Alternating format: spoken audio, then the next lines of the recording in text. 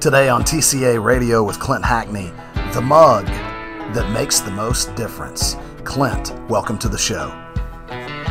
Brian, I'm not very good at giving speeches, but being in the political business, I've had to, give my share of them. And I had one that was special to me. Can I just cut to the chase about it? Most of us have been upset or scared or just plain tired of political fights and arguing that go on, and some think our government may completely collapse. Well, you may want to throw eggs at me or something, Brian, but when I tell you this is the way it's supposed to be.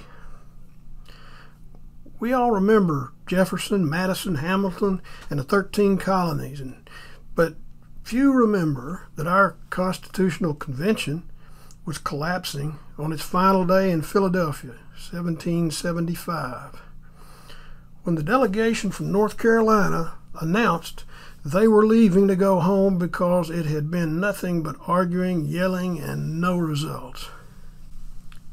It was when John Adams told them that day the road to a constitution was no negotiations and compromise.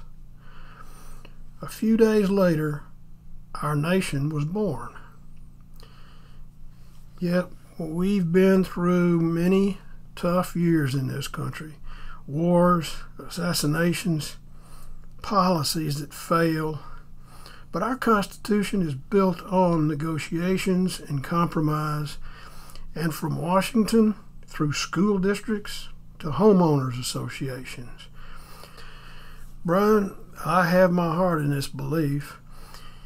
You might have wondered about the title to my talk, and I've had folks ask whether it was George Washington's mug, or does Franklin need a mug, and I'm happy to tell them that this man's last name is Hackney, the same as me, and he is my great-grandfather, who was a fan of Adams, and before he died, he wrote on a small paper, negotiation and compromise.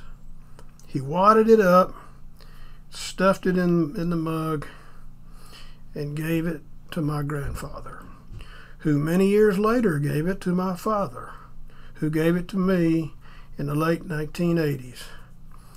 I have the mug at home on my dresser in Austin.